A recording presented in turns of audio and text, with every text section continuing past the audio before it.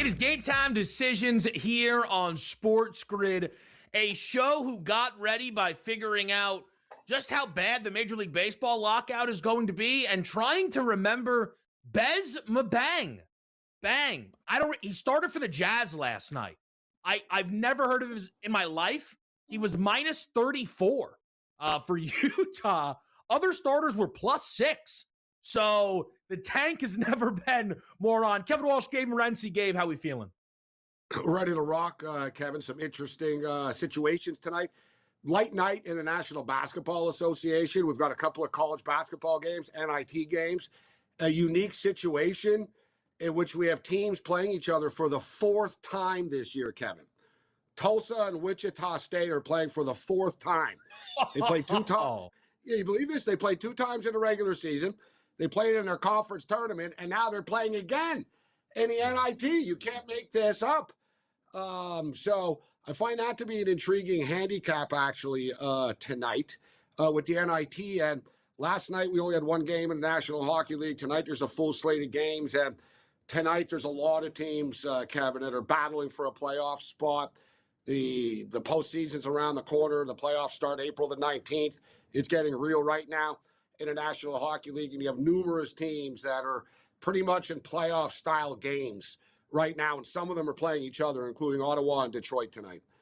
Yeah, to Gabe's point, and I kind of tweeted about this very lightly earlier today, if you're a bettor, right, you're betting hockey tonight. I really believe that. Like, if you're a basketball fan, you're betting basketball, right? But if you're a bettor, the NHL board almost has too much to kind of ignore on a night like this. It's 4 NBA games. One of them's at 11 o'clock at night on the East Coast, right? And that's probably the best game of the bunch. The college, it's just a 2 NIT.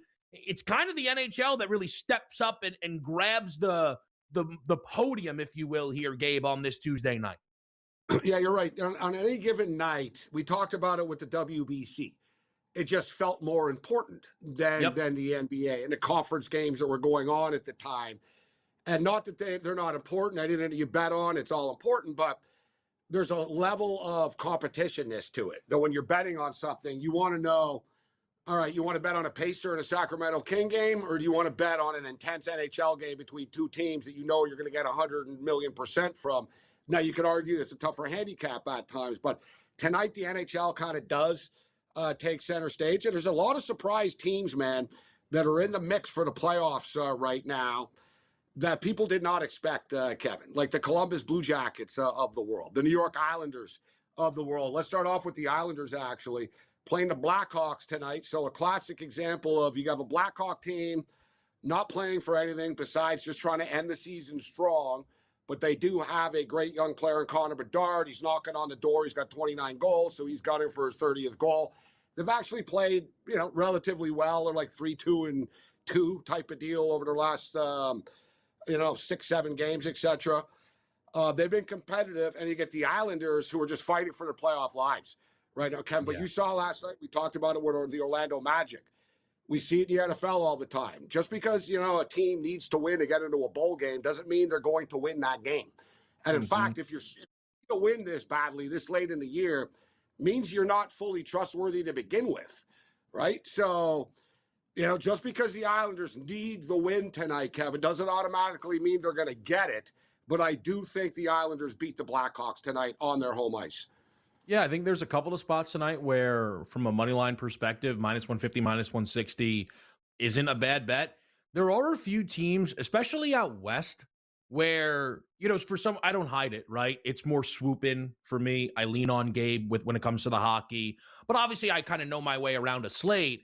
It's like, Dallas has lost 2 in a row. They got to be in a good spot against the Devils.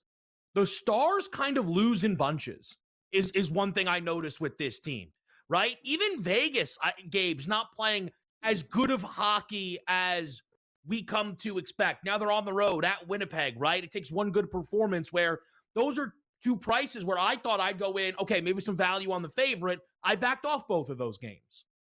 Yeah, you're right about Dallas. Dallas are incredibly streaky, and man, they went like 15-1 in a 16-game stretch or so.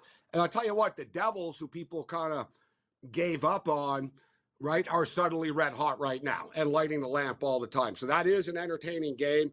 I think Dallas are one of these teams, though, Kevin. They've been knocking on the door for years right now. They've been one of the best teams in the National Hockey League.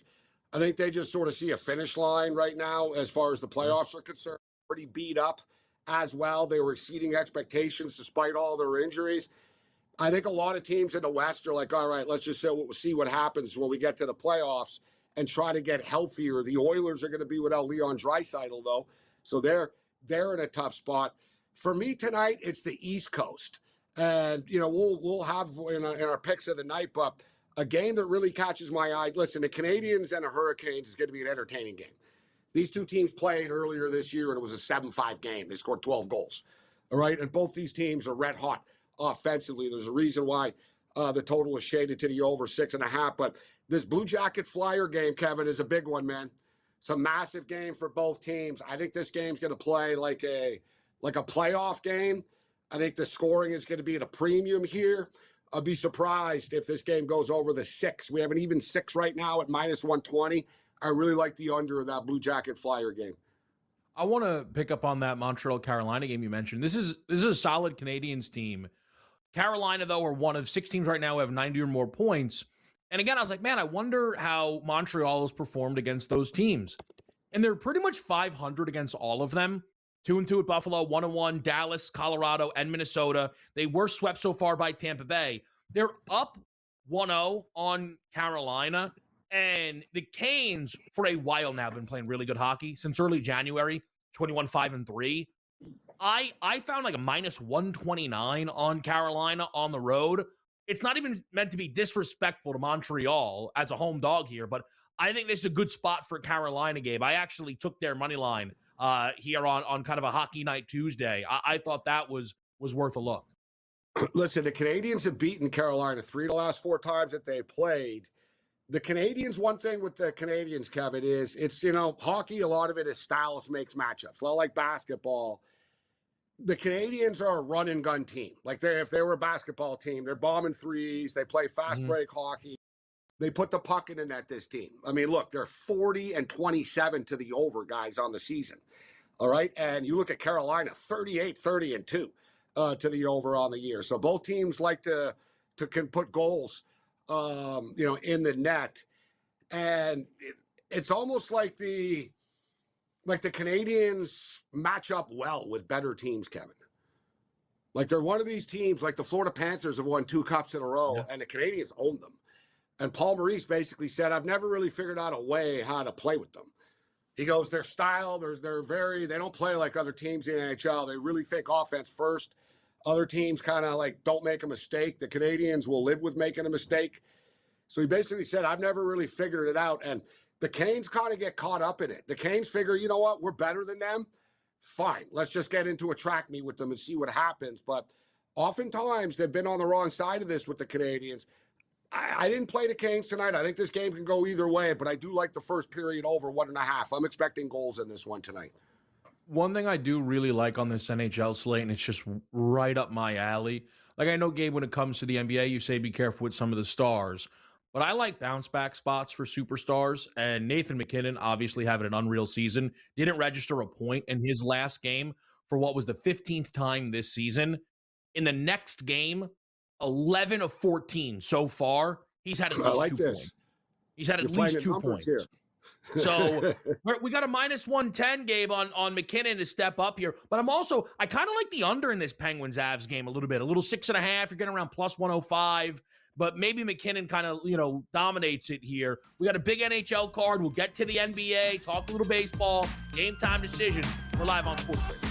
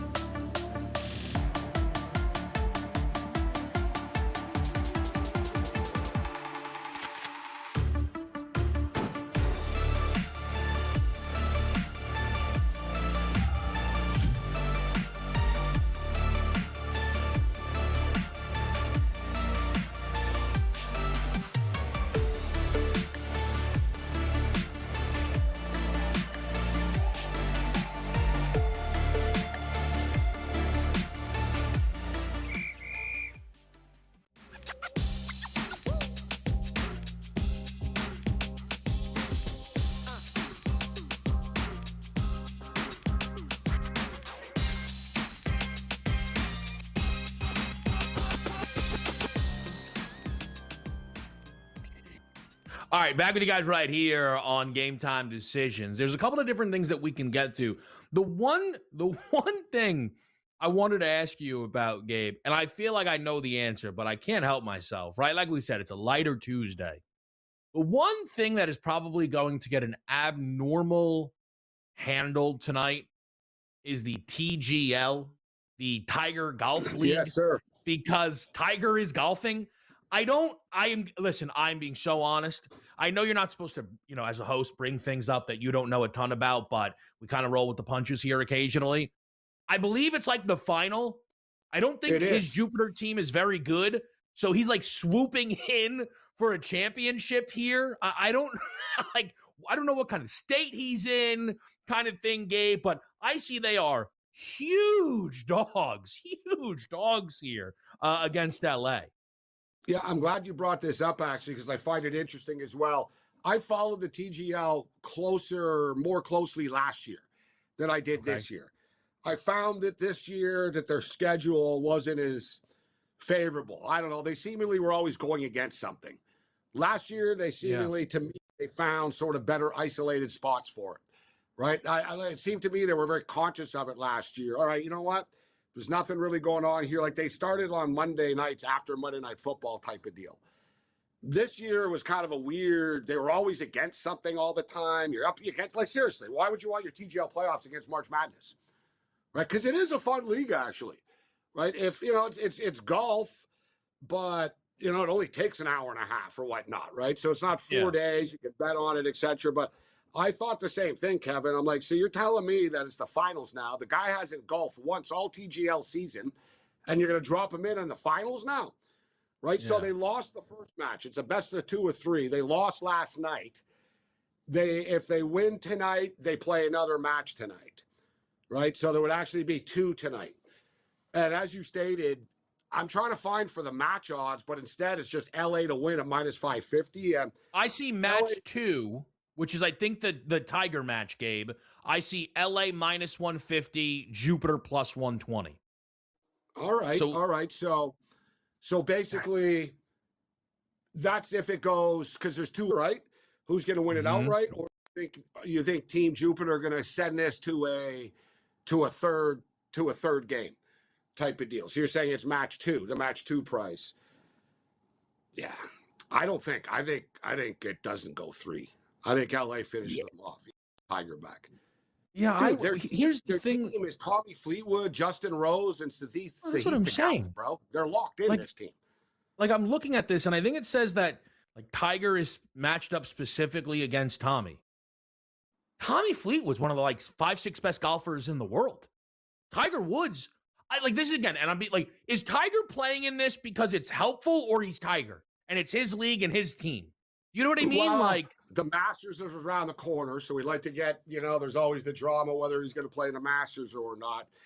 Yeah. It's disappointing. Him and Rory. It's him and Rory's league. They're the ones that came up with this idea. And Rory, never plays. And Tiger, Tiger's always injured. Well, sure, Rory doesn't. And Tiger's always injured, but you can tell by the quality of player they have, Kevin. There's real players playing in this, right? And you have a team of Justin Rose, Tommy Fleetwood, and Sahith Theegala. That's not easy to deal with. They take it seriously. They want to win, and they probably want to get out of there as well. Right? Why bother staying there for 3 hours? So you don't have to.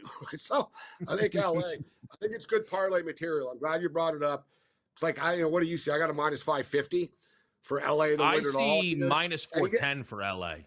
So even better odds. And you're getting 2 cracks at it, Kevin. They would have to lose both rounds tonight to cough this up. I don't see that happening. So at -410, good money line parlay material, in my opinion. Yeah, I don't disagree. And maybe there's some, action on the NBA. And it's funny. I just pulled it up here on DK. They don't even bring you to the whole tournament. They just bring you to match 2. I think to some degree they're all right, we'll book this because people are going to look for Tiger. That. So that's kind of tells me to slam against Tiger. They're trying to bait people into betting on Tiger. They're giving you that plus money too. Yeah. I think that's kind of -575 on DK though for LA. So the number that you were looking at isn't bad, but FanDuel's a little light then on a -410. Well, let me get ahead LA of it. number. I just put Michigan in this. I was just gonna say. Let's go grab some college hoops. Yeah, instead of forcing an NBA pick, right? So, LA Golf Club, Michigan. It's 257. We need one more to make this bettable. Who is the other team that's absolutely positively not losing in this? For me personally, Kevin, I'll say Purdue. I think this is the end of the line for Texas. I called Texas this little run, but I say this is the end of the line. What about, Gabe, what if you grab your guy, Joker? Like, what's the number for Jokic that you can put into this thing Denver that tonight, for Phoenix tonight? Denver's healthier, but yeah, Phoenix are worn out, right? Phoenix, what's Phoenix's lineup tonight? Like a Jokic triple-double? Like, is that a little too risky now for what kind of dance you're trying to have here? I'm looking more for a conservative nature here. So, look, it sends me into like 10 rebounds. I think Purdue's going to beat Texas. Okay. So we win the LA Golf Club tonight.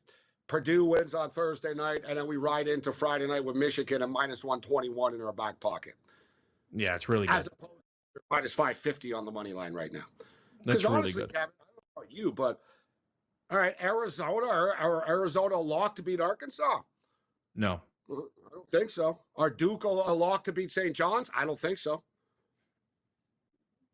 No, I actually think Purdue and Michigan are the two safest favorites, personally. Honestly, Gabe, the reason I think I'm trying to look at like Jokic props is there's a big gap with how I feel for Michigan and everyone else. Like, I don't think I disagree. I'd rather Purdue than Duke, which is saying something, but there's a big gap for me between Michigan and Purdue. And everybody else, Where, again, like, I know it's getting cute. I know like this sounds silly, but sometimes I like, Con Knipple for 2 threes, Jokic 10 rebounds, Michigan, LA Golf Club. Like, now we're really starting to make some magic. Well, you can throw the Knicks in here, but I like the Pelicans plus the points. Love this Pelicans team. You love this Pelicans team. Yeah.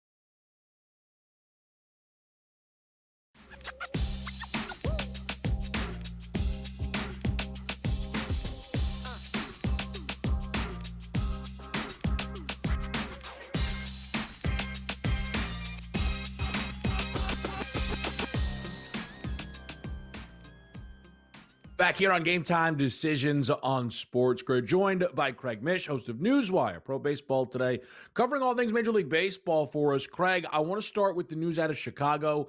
Pete Crow Armstrong going to get a big-time deal here with the Cubs after a great season, but in some ways, I feel almost didn't meet in-season expectations, if I could say that, for Pete Crow Armstrong. I feel like there was a moment we were talking about him as a top 3 MVP finisher. He finished 9th on ballots, enters this season tied for the 17th best odds National League MVP.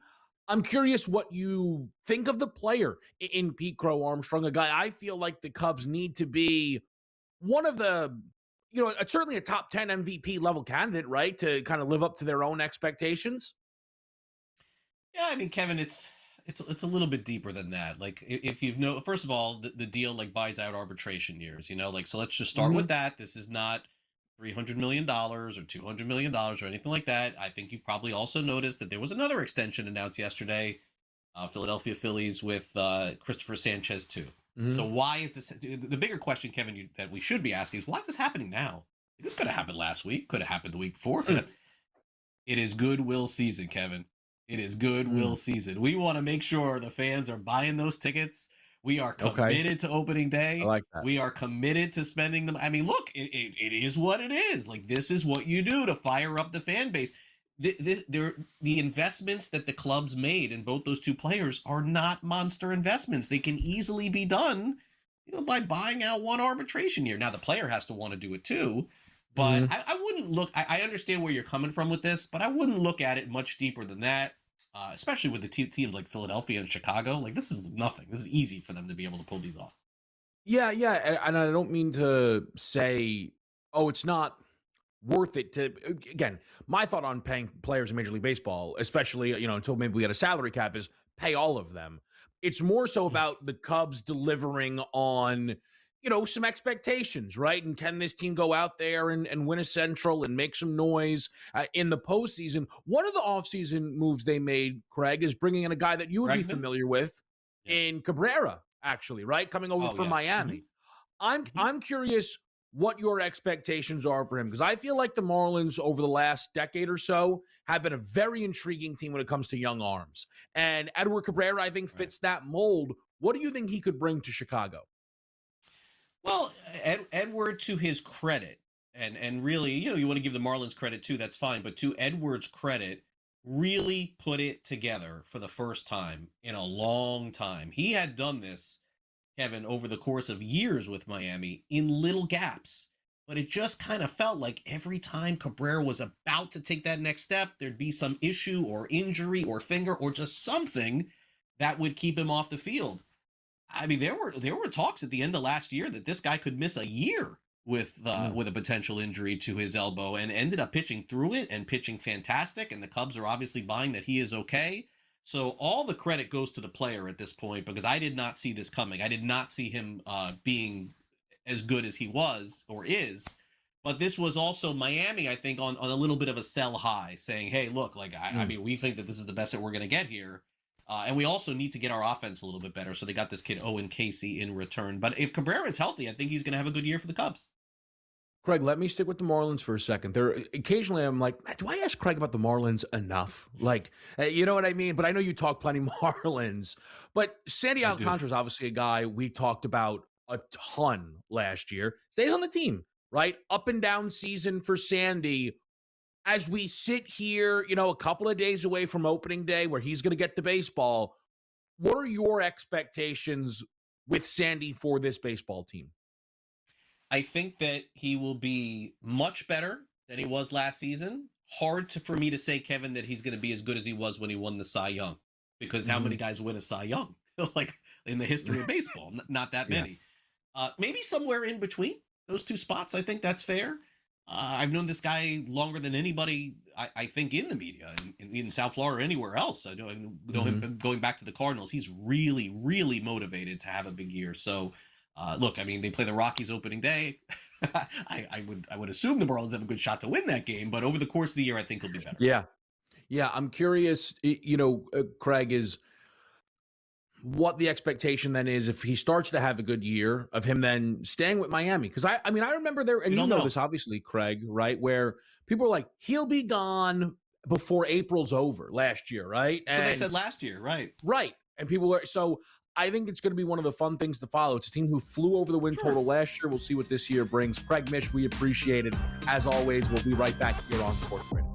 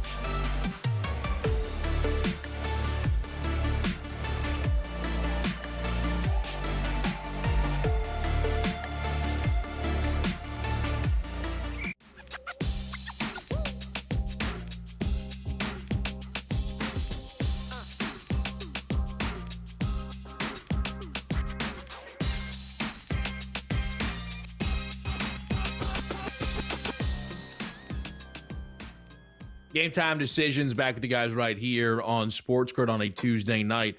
It's a light 4-pack on the NBA board tonight. Somehow I ended up with a bet in 3 of the 4 games. Denver, Phoenix, I didn't love anything in that game. It's 2 teams that, again, there's like a level of desperation. The Suns are trying to turn this thing around, but they're always injured. The Nuggets are also injured. They're getting healthier, but it's like every other game kind of thing. But it looks at least like the biggest game on the board. It's the shortest number on the board, Gabe. Are you involved with that Phoenix-Denver matchup at all? No, I find it to be a train wreck, to be honest. I think, look, if you look at Phoenix, they're kind of locked into where they are. They're going to be in the play-in.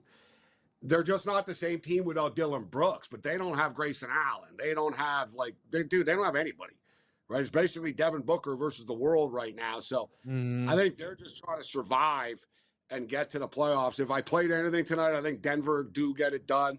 Not a fan of laying the points on the road, but to me, Kevin, the game of the night is in your backyard, Madison Square Garden tonight with the Pelicans, a rejuvenated Pelicans basketball team. These guys are 9-5 outright, guys, since DeJounte Murray has come back. They're 8-2 against the spread in their last 10 games. They just gave the Cavaliers all that they can handle. And it's all about the mindset of the team. This team is tired of losing. They want to end the season strong. There's no incentive to tank. They don't own their draft pick. And Coach Borrego basically said, his exact quote was, "We're sprinting to the finish line right now. Like, we're feeling it. We're enjoying it." You know, when you're betting on teams, guys, there's some teams that are miserable showing up to the arena. It's been a long year for them. The Brooklyn Nets of the world, how into it are they really when you get just bludgeoned to death every night? The Pelicans have been winning games, right? So, yeah, they're not making the playoffs, but winning is contagious. If you're around baseball teams, whether they're going to the playoffs or not, the clubhouse is a lot funner to be around. It's a lot looser when a team is on a winning streak than a losing streak. So they're having a good time showing up to the arena on a nightly basis now, Kevin. And MSG brings out the best of people, right? This is a game that the Pelicans will look at. We're not going to the playoffs. People are watching us here. This is a showcase game for us against the Knicks. Let's show people that we don't suck. Right? Let's show people we don't suck. Let's show people that, you know what? Yeah, we're playing good ball right now. We've won 9 of our last 14 games outright. So give me the Pelicans plus the points. And the market seems to agree a little bit that I see some 8.5 popping up right now.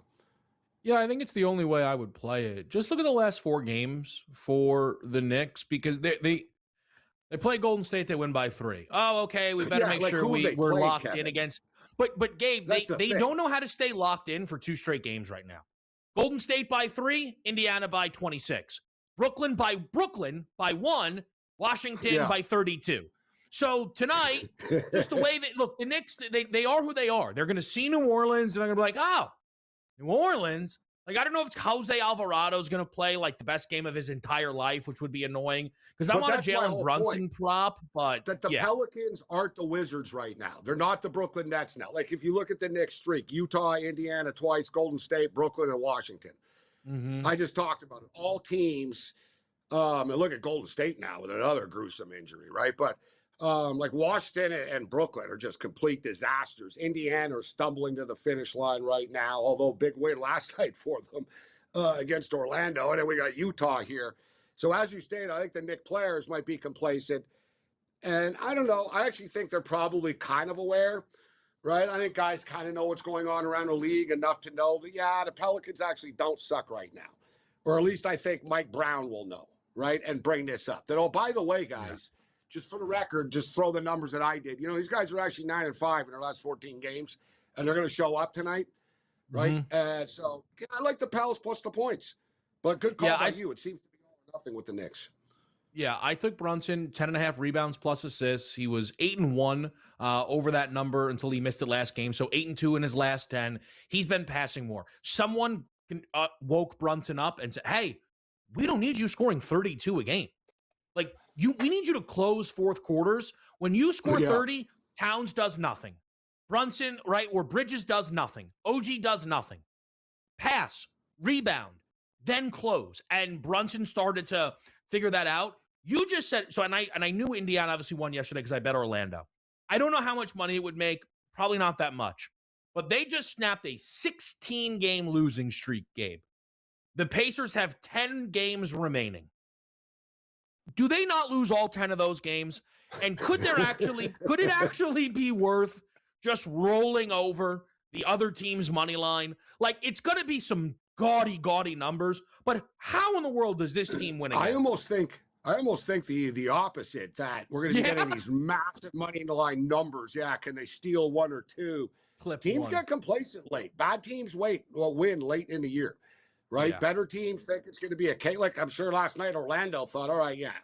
You know, we're on a 4-game losing streak. We're laying double digits to the Pacers, 16-game losing streak. Next thing you know, they're down by 12 early in the game. Yeah. Right? And they're battling back all night. And they end up losing a close game. You can't take anybody for granted, man. You really can't. I think in the NBA, like especially in baseball and the NHL, you really can't. And other leagues, the NFL, et cetera. The NBA, I get where you're going with this a little bit, but I still think they have a win left in them. But with that being stated, normally I'm not a guy, like, have I ever given a minus 17.5 here? I don't think so. No. Are you about to? I kind of want to. I think the Hornets are going to cover. But to me, Kevin, the way to approach this instead is the team total over 124.5. Yeah, that's how I'm going to like that. I think there's good points scored. I think the Hornets will. If you look at the Hornets, guys, they've actually scored 124 or more in 3 straight basketball games, and you got a total of 124.5 here. I think they'll get like 128 or so, and then it kind of takes. How are they covering without it, right? I mean, how are they possibly covering without? But we've seen them cover these type of numbers, though, haven't we? When they win. Like they generally will win 128 to 107 or something like that. Like they will. They're a younger team that enjoys winning. They don't take the pedal off the metal, Kevin. These teams, like this team, they will run the score up on you. No, they absolutely will. I'll just say, I know that Charlotte covered.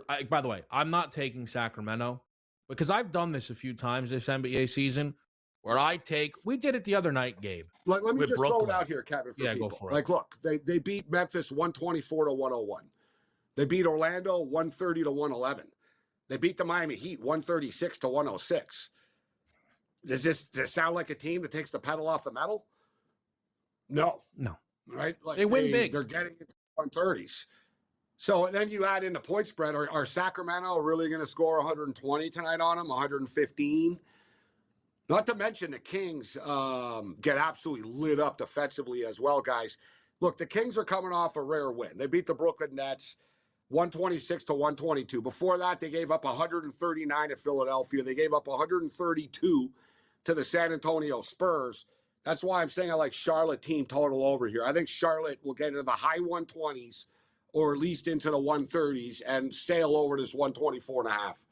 Yeah, look, again, I think it is the absolute only way to play it. I just think it speaks volumes to like where we are with some of these spots. Like I said, the other day, I think, bro.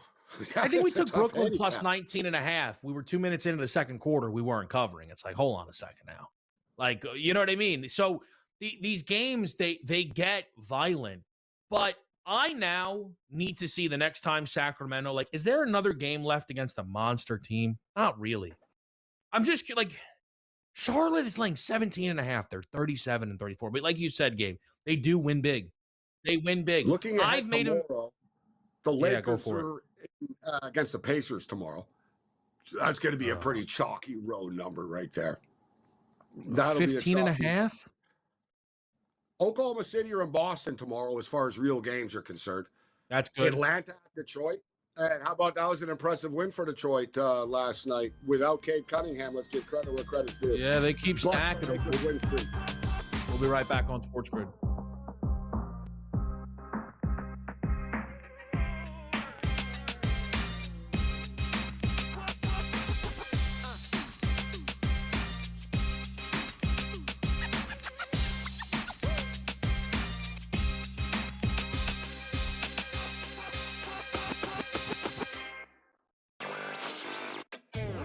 You don't usually get Alabama basketball booked at less than 160. You're getting that now here. The real question is Aiden Holloway done for the tournament for an Alabama team who, we've seen under Nate Oates, they're more than capable of getting themselves to a Sweet 16 and Elite 8 and maybe even beyond that. Newswire. Only on SportsGrid. NBA Central sent out a tweet yesterday. Hornets announcer Eric Collins says Jalen Duren is one of his favorite players to watch. Quote, I like talking about that body of his, cut up like coleslaw, end quote. Interesting. Yeah. Not quite sure what the reference to coleslaw is. No idea, Donnie. I have no idea. The Early Line. Only on SportsGrid. I don't like to overthink it, Kevin. I really don't. And similar situation, I feel the same way when it comes to betting. I find like that Sunday night, so you're watching the NFL games, and all of us do it. Like, all right, let's look to next week now. You know what I mean? That Sunday, like the dust is settled on the game. They just ended, so I'm like, let's look at next week.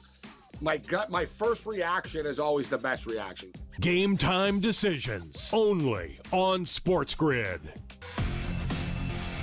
First listed here at 44%, Scottie Scheffler, Rory McIlroy, and Bryson DeChambeau combined. Tie at 32%, and Yannick Sinner down there at 30%. So where do we do? How about that? Who will win more? Yeah. So combined effort. Yeah. Combined effort. I don't know. I like it. Scheffler going to have to get it going here. Prediction Markets Edge. Only on SportsGrid.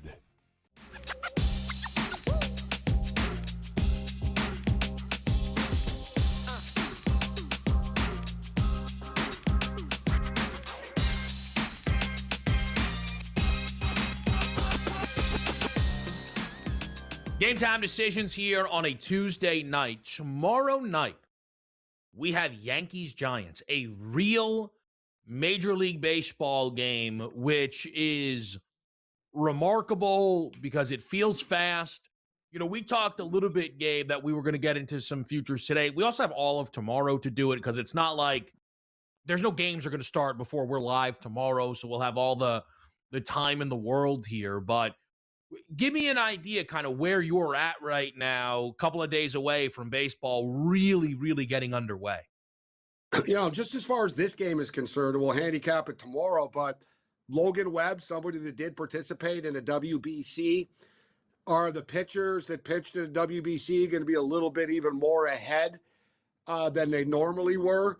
To be honest, we saw in the WBC that the hitters seemed to be ahead of the pitchers, right? The pitchers weren't really locked in yet. So I think that some of these pitchers that pitched in the WBC are going to be better than the ones that didn't.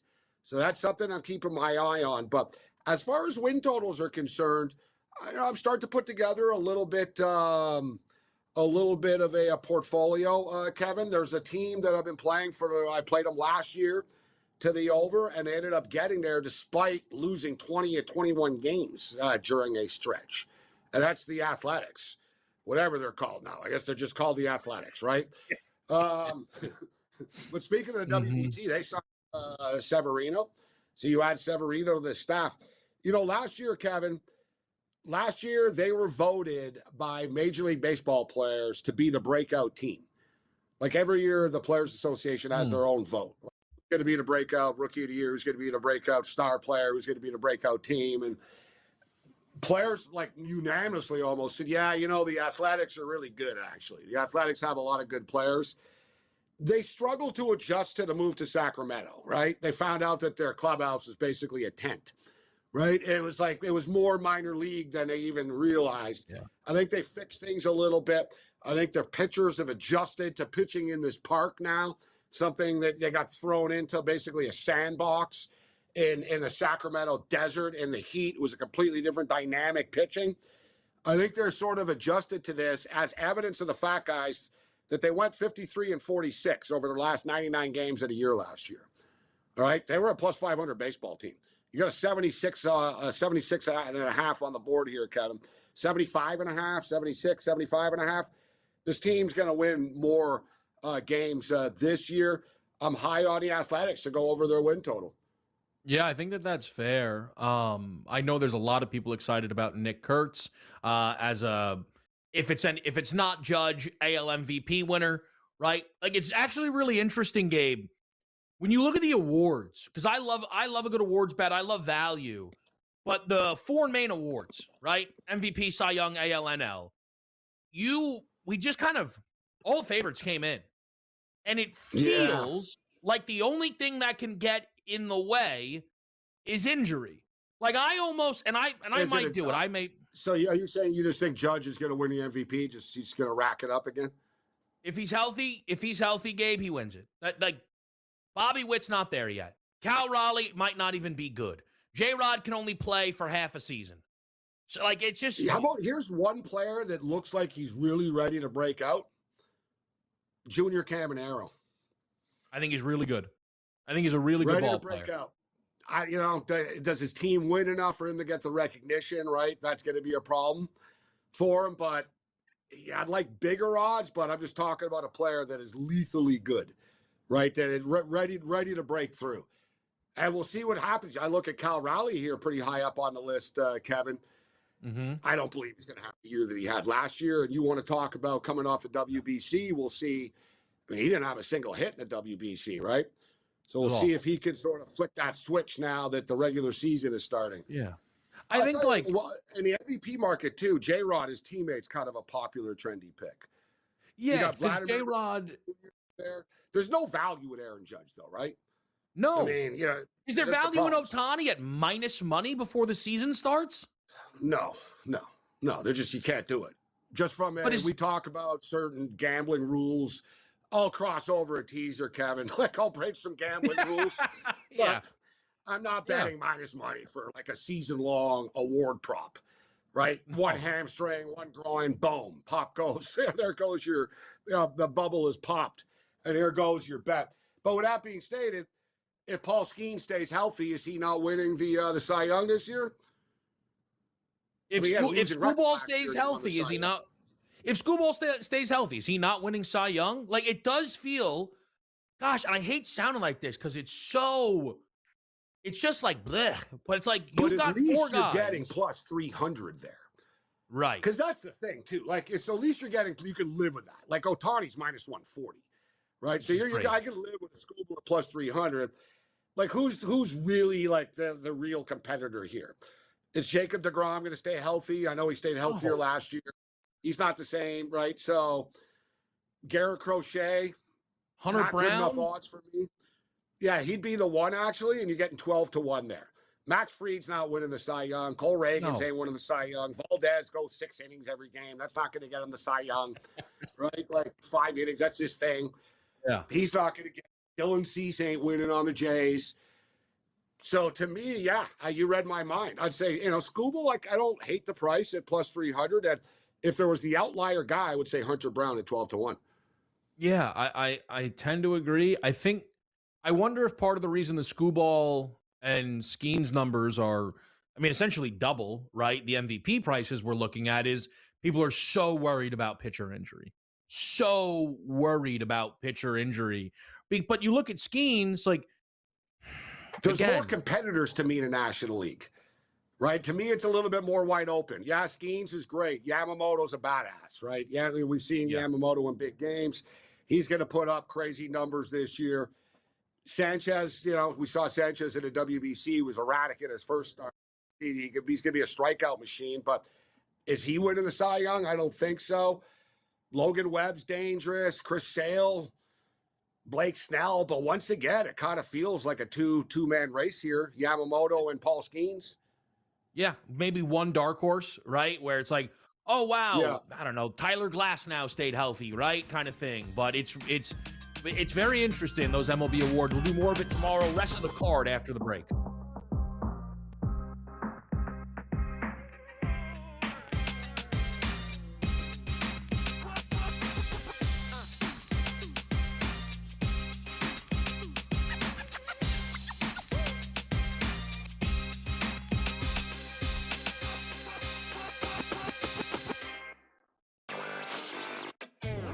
You don't usually get Alabama basketball booked at less than 160.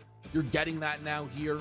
The real question is Aiden Holloway done for the tournament for an Alabama team who, we've seen under Nate Oates, they're more than capable of getting themselves to a Sweet 16 and Elite 8 and maybe even beyond that. Newswire. Only on SportsGrid. NBA Central sent out a tweet yesterday. Hornets announcer Eric Collins says Jalen Duren is one of his favorite players to watch. Quote, I like talking about that body of his cut up like coleslaw, end quote. Interesting. Yeah. Not quite sure what the reference to coleslaw is. No idea, Donnie. I have no idea. The Early Line. Only on SportsGrid. I don't like to overthink it, Kevin. I really don't. And similar situation, I feel the same way when it comes to betting. I find like that Sunday night, so you're watching the NFL games, and all of us do it. Like, all right, let's look to next week now. You know what I mean? That Sunday, like, the dust is settled on the game. They just end, so I'm like, let's look at next week.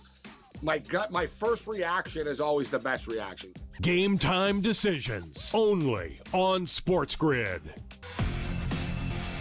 First listed here at 44%. Scotty Scheffler, Rory McIlroy, and Bryson DeChambeau combined. Tie at 32%.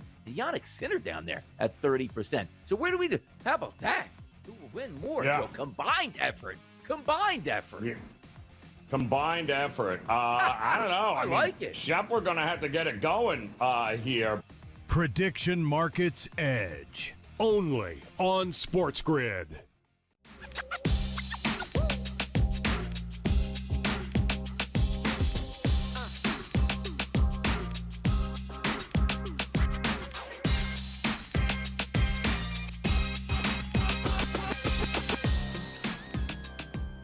All right, guys, let's get to it here on a Tuesday night. Kevin Walsh, Gabe Morency. We've got a couple of picks for you, some NBA, some NHL. I know Gabe's involved with the NIT. Sneaky, I wouldn't be mad if we got chalk to the final. Auburn, New Mexico is a legitimate tournament-level game.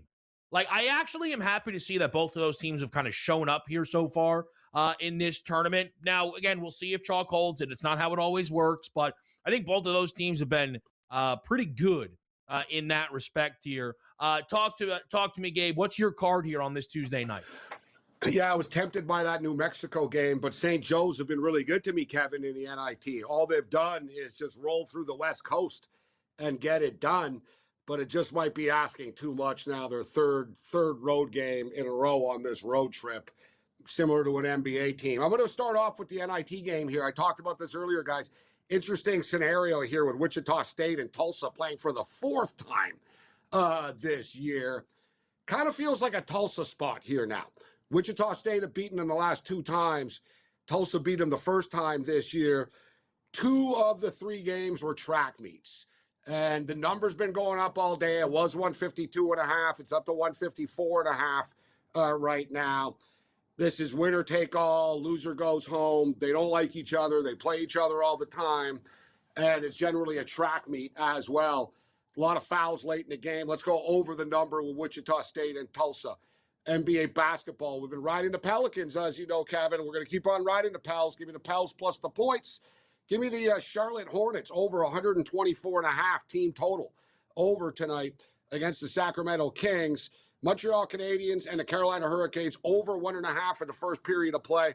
And the Columbus Blue Jackets and the Philadelphia Flyers under 6 in a playoff-style hockey game.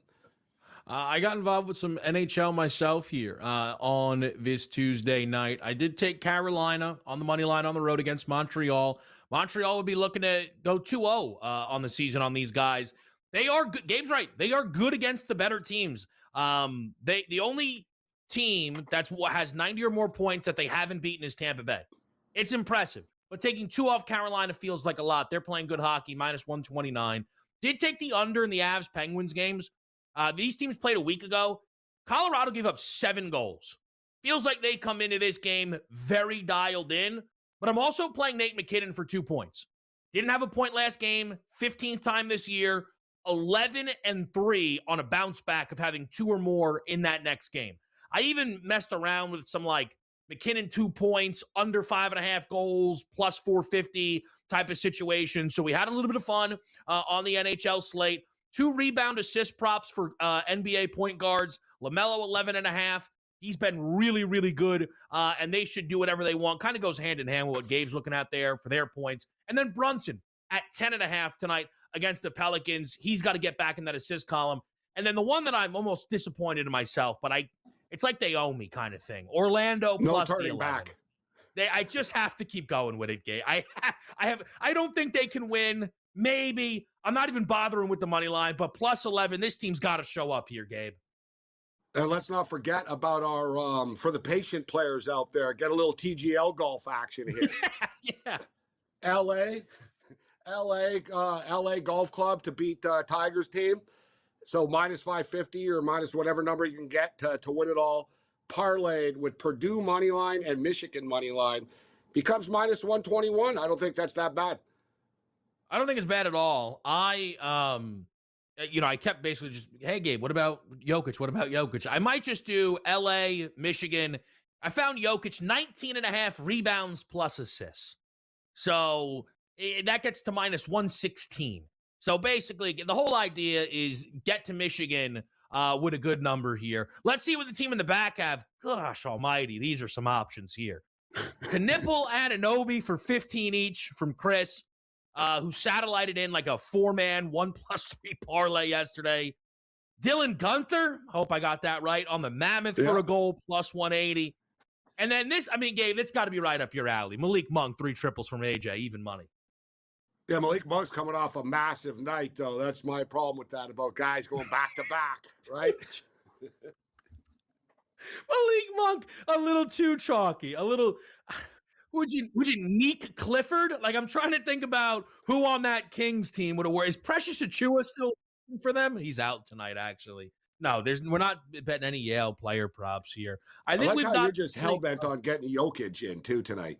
Gabe, You're just, it's the only thing I feel good. I don't want to deal with Purdue. You keep trying to sell me on Purdue, and I don't disagree. But I can't do it. I can't stand that Purdue team. 6 of the 16 teams, Big Ten teams, baby. Yeah, Big Ten's rolling. Major League Baseball starts tomorrow. We'll see you then.